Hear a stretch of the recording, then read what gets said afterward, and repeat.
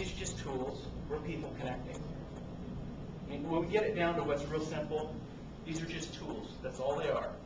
But like the printing press, some tools are dramatically more effective than anything that preceded them. And social media is way better than email, and email was way better than what came before that. So this is just all part of the progress, and I think that it's just, I just want to keep remembering that what we're talking about is connecting people, not bits and bytes. Something that some people don't think about is the fact that people in need can now communicate with the entire world if they've got access to any type of technology or if somebody has access to them. We can get images and thoughts and stories and maybe not necessarily the live streams, but the wishes and wants and needs and desires of somebody in a village that doesn't even have internet connection, just through types of outreach. So I also think that it's really interesting when you start thinking about social media is the changing role of media. And there's a great quote that I think sums it all up. The fact is that people are the media now. People are the media in social media, which is pretty important when you think about the fact that one of the number one things now, because there's so little trust, one of the number one things now from one person to another when they're making a purchasing decision or an investment decision is they want to buy from or learn from someone like them. They don't really look up to anybody, and I'll talk about why here shortly. So social good is good for business. This is I'm writing a book on responsible marketing right now, and my belief is that business cannot survive without social good. Eventually, business will need social good to survive because business has to restore itself in the eyes of the consumer.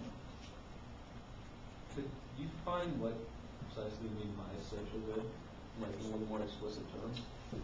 The examples will definitely, but helping people get water that can't, helping people vote that can't, helping people get access to student loans that are having trouble getting access to student loans, showing where child molesters are in your neighborhood.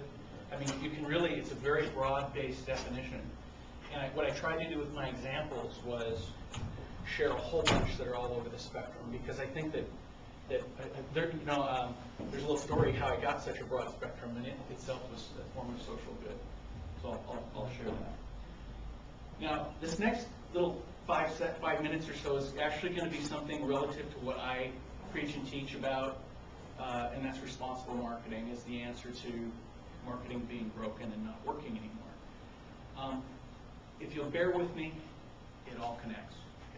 So the big challenge, I see 3 major challenges for marketing. The reason why marketing doesn't succeed anymore in most instances.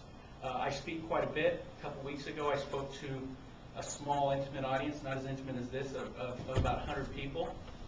And I asked them, how many of you have a marketing plan? Nobody raised their hand. Now, before I actually asked that, I asked how many of you are happy with your marketing results? Well, I kind of expected nobody raised their hand for not having a plan. So nobody raised their hand then either.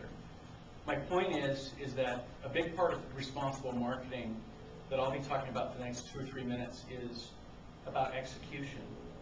But execution alone cannot fix marketing. Social good is necessary.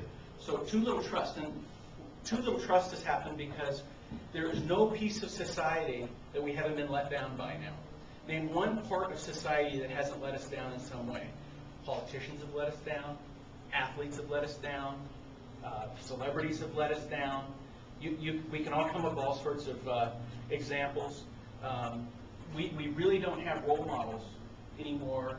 And corporate America has let us down. I tried to do a list of all the different companies that have been involved in some scandal where they were found guilty, and I came up with about 600 in about the last 10 years. I was going to try and put them all on a slide, which is too much information. Because, and the sad thing is that the people who are supposed to be watching over that were on the list. I mean, big accounting scandals. They're supposed to be making sure that these folks don't do these things, and yet they're actually involved in it themselves. So who can we trust? Society doesn't trust anybody. Take it a step further. We all know of spammers and scumbag marketers that drive us insane. Marketers have given responsible marketers, people who actually want to legitimately sell a real product that has a real value, nobody listens to them anymore because of the people out there who are spamming and doing things that we don't like. So, too little trust. Marketing as a discipline is broken. I won't spend a ton of time on that, except for the fact that all too often marketing, when it's being done, is being done kind of by the wrong people the wrong way. Typically, casting for marketing departments and for agencies is done incorrectly. Now, what do I mean by that? Ad agencies are paid for, back up 2 steps from there. I'll just make it personal. I was a marketing director in the telecommunications business. I was about 26, 1992. I was part of a company that we grew from 73 to 273 employees in less than 2 years, about 18, 19 months. During this period of time, every ad agency came to me and said, all you need is more advertising. Every PR firm came to me and said, all you need is more PR. Every direct marketing firm came to me and said, all you need is more direct mail. Everybody, if you're a hammer, everything looks like a nail. And there is a place for all of that. But marketing should be discipline neutral and media neutral. It should be based on how your customers get their information in the category, how they make their buying decisions, where do they go for their information, the stages of buyer readiness, some of this marketing 101 stuff that we all know or can deduce without somebody telling us. That's not, the way your agency makes money doesn't define how marketing should get done. Yet so often the branding agency or the research firm or the design firm or somebody is doing marketing when they really aren't qualified to be because they don't have enough expertise crunching the numbers or gaining consumer insights or what have you.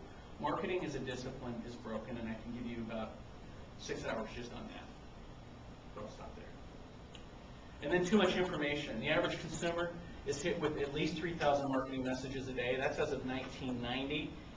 The average knowledge worker is interrupted 168 times a day. That number is before SMS, Twitter, or IM. So I think it's more than 168 times a day. The average knowledge worker by the end of the day, well, let's just back up there a minute. If you smoke dope all afternoon, your IQ will go down about 10%. Luckily, you'll get most of it back. But your IQ will go down about 10%. I'm sorry, it'll go down about 4%. When you're interrupted 168 times a day, your IQ goes down about 10%, 2.5 times. You're 2.5 times less able to cope with information